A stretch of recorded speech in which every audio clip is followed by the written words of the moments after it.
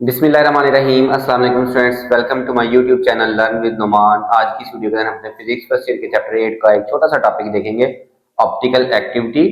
ठीक है, video start करने से पहले आप लोगों से गुजारिश है कि चैनल को लाजमी सब्सक्राइब किया करें और वीडियोस को अपने क्लास वालों तक जरूर शेयर किया करें। अच्छा स्टूडेंट्स, ऑप्टिकल एक्टिविटी से क्या मुराद है? ऑप्टिकल फिजिक्स की वो ब्रांच है जिसके अंदर हम लाइट के ट्रेवलिंग और लाइट की प्रोपेगेशन को स्टडी करते हैं।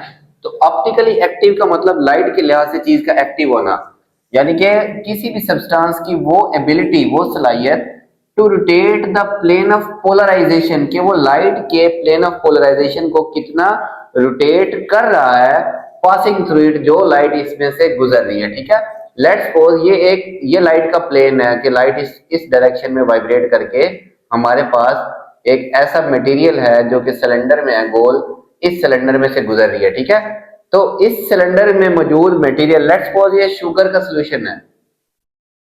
ठीक है, शुगर सॉल्यूशन इन वाटर, तो ये क्या करेगा, इस लाइट के प्लेन को रोटेट कर देगा। ठीक है, तो ये पहले इसका एंगल ऐसे सीधा था, तो अब ये एंगल बना रहा है थीटा। तो किसी भी सब्सटेंस की एबिलिटी कि वो रोटेट कर दे प्लेन ऑफ पोलराइजेशन। ठीक है, लाइट के प्लेन ऑफ पोलराइजेशन को अगर वो रोटेट कर दे तो इसको हम कहते हैं ऑप्टिकली एक्टिविटी। ठीक है, अब जिस सब्सटेंस की मदद से या जो सब्सटेंस लाइट के प्लेन को रोटेट करता है वो कहलाता है ऑप्टिकली एक्टिव सब्सटेंस। ठीक है, कि ये एक्टिव सब्सटेंस है ऑप्टिकली।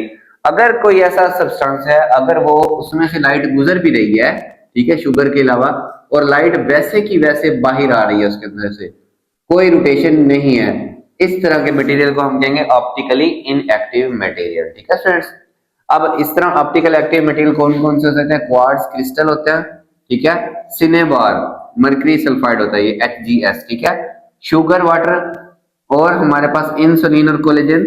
ये जो लार्ज मॉलिक्यूल्स होता है ना हमारे पास, बायोलॉजिकल मॉलिक्यूल्स, जैसे इंसुलिन है या हमारे पास कोलेजन है, ये बेसिकली प्रोटीन, ये स्पेशल टाइप ऑफ प्रोटीन होता है मेरे ख्याल, जो बोन्स के अंदर मौजूद होता है, स्किन को बोन से जोड़ने में ना इसका कुछ रोल होता है। ठीक है, मैमल्स में पाए जाते हैं। तो ये इस तरह के मटेरियल होते हैं, ये एसिमेट्रिक मॉलिक्यूल्स होते हैं, इनकी लेंथ काफी लंबे मॉलिक्यूल होते हैं। ये लाइट क्या करते हैं, रोटेट करते हैं जब लाइट इसके अंदर से गुजरती है। ठीक है, अब हमारे पास अमाउंट एंड डायरेक्शन के कितनी रोटेट होगी और उसकी डायरेक्शन क्या होगी।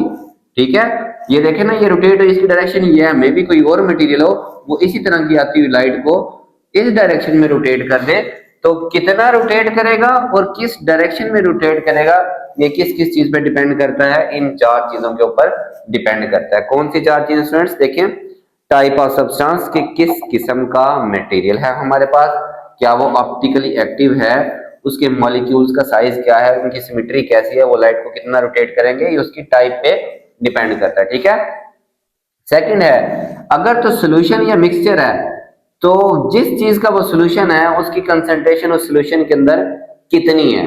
ठीक है, अब इस बेस के ऊपर ना देखें, अगर जैसे मैंने अभी एग्जांपल दी थी, शुगर का सॉल्यूशन, ये लाइट को क्या करता है?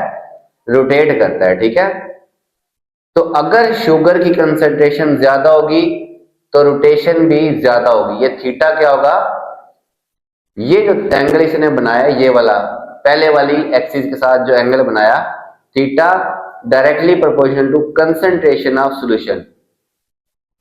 ये जो इसकी रोटेशन है, angle of rotation, angle of rotation, ये डायरेक्टली प्रोपोर्शनल है कंसंट्रेशन ऑफ सॉल्यूशन। तो हम यहां से कह सकते हैं कि किसी भी सॉल्यूशन की अगर हमने कंसंट्रेशन मालूम करनी है, अगर वो ऑप्टिकली एक्टिव है, तो हम उसमें से लाइट गुजार के, लाइट का एंगल डिटेक्ट करके हम क्या कर सकते हैं? उसकी कंसंट्रेशन को मालूम कर सकते हैं। ठीक है, नेक्स्ट है द डिस्टेंस लाइट ट्रेवल्स, कि लाइट उसमें कितना ज्यादा ट्रेवल कर रही है। अब ये शुगर का सॉल्यूशन छोटे सिलेंडर में है ना, अगर इससे, अब देखें लाइट डेफिनेटली इसके अंदर क्या कर रही है? कम डिस्टेंस ट्रेवल कर रही है। और अगर इससे भी लंबा कोई सिलेंडर आ गया, कोई हमारा सैंपल रखने की चीज आ गई, अब इसमें ज्यादा लाइट ने ट्रेवल करना है तो वो ज्यादा रोटेट होगी पहले की निस्बत। ठीक है, उसका एंगल क्या होगा स्टूडेंट्स? पहले की निस्बत ज्यादा होगा। ठीक है, वेवलेंथ ऑफ लाइट, लाइट की वेवलेंथ क्या है?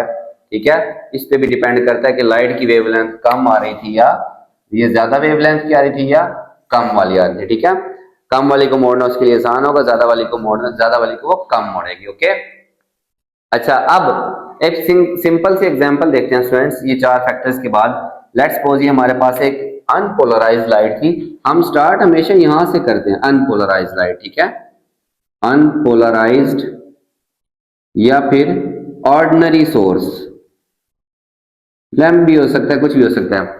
इसमें से आपको पता है हर डायरेक्शन में लाइट आ रही है, जो हर डायरेक्शन में उसके पार्टिकल्स वाइब्रेट कर रहे हैं, लाइट के जो है फोटॉन्स हैं। अब ये इसमें से गुजरते हैं पोलराइड में से, इसको हम पोलराइजर भी कहते हैं, पोलराइड भी कह सकते हैं। और ये जो एक्सिस बनी होगी ना, ये पोलराइड इसकी सारी वाइब्रेशंस को सीधा कर देगा। तो इसमें से निकलने वाली सारी लाइट क्या होगी, उसकी एक्सिस ऑफ वाइब्रेशन सेम होगी और वो वर्टिकल होगी, ठीक है। अब आ गया रास्ते हैं हमारे ऑप्टिकली एक्टिव सब्सटेंस। अब ये जो लाइट का प्लेन ऑफ पोलराइजेशन है ऐसे, ठीक है। तो अब ये इसके अंदर वो सब्सटेंस मौजूद है, ठीक है, मटेरियल मौजूद है यहाँ पे।